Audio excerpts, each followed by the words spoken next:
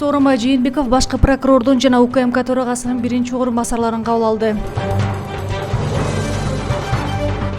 Президент Бишкек шаарынын аймагына кайрадан өзгөчө абал режимин киргизди.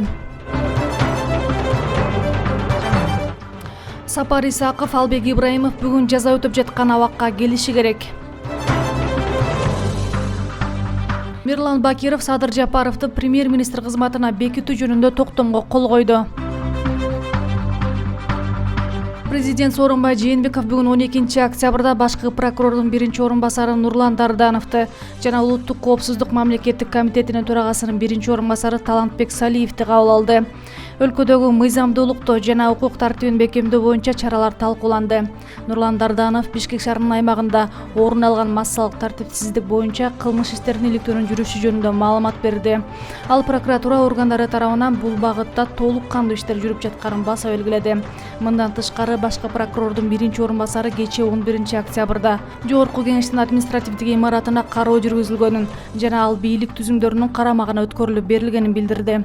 УКМКнын биринчи орун басары Талантбек Салиев улуттук коопсуздук органдары тарабынан түзүлгөн кырдаалдан пайдаланып, коомдун тынчтыгын бузууга аракет кылган деструктивдүү топтордун ишине бөгөт коюу боюнча иштер жүргүзүлүп жатканын белгиледи.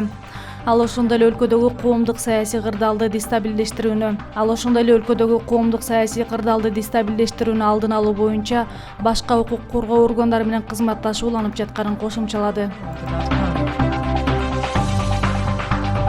Президент Сооронбай Жээнбеков кол койгон жарлыкка ылайык Бишкек шаарынын аймагына кайрадан өзгөчө абал режими киргизилди.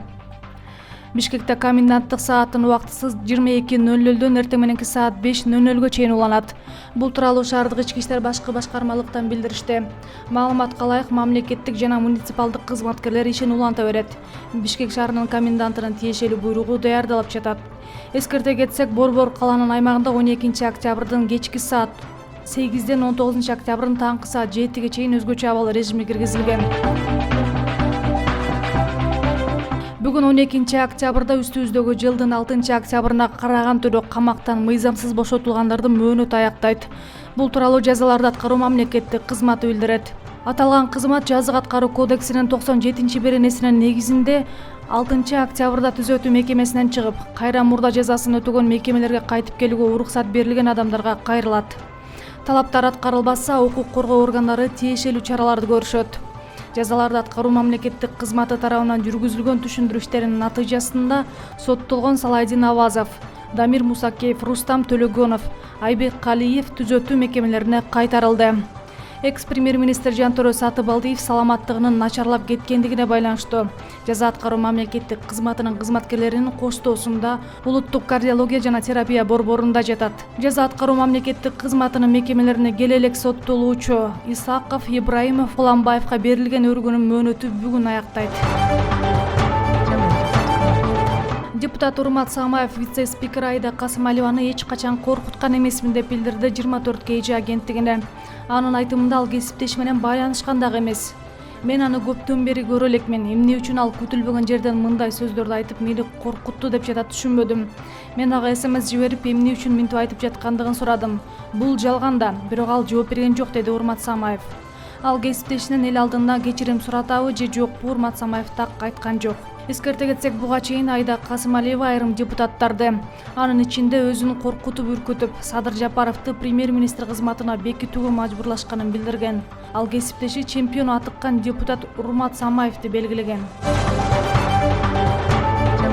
Вице-спикер Мирлан Бакиров өкмөттүн жаңы курамы жана программасы боюнча токтомго кол койду. Маалыматты 12 октябрда парламенттин басма сөз кызматынан тастыктады. Эске сала кетсек, Дастанбек Жумабеков отставкага кетип, Мыктыбек Абдуллаев спикерликтен баш тарткандан кийин Мирлан Бакиров парламенттин тизгинин алган. Ишемби күнү аларча мамлекеттик резиденциясында Жогорку кеңештин жыйыны болуп, анда Садыр Жапаров өлкөнүн премьер-министри болуп тандалган. Депутат Акылбек Жапаров үйү 6 октябрда өрттөлгөнүн айтты.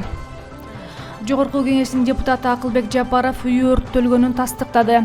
Анын айтымында Ысык Ата районундагы бакча үйү 6 октябрда башаламан учурунда күйүп кеткен. Бактыга жараша жабыркагандар жок дейт. Буга чейин соц тармактарда Жапаровдун үйү өрттөнүп жатат деген видео тараган. Күбөлөрдүн айтымында бакчага жергиликтүү жашоочулар тарабынан өрт коюлган.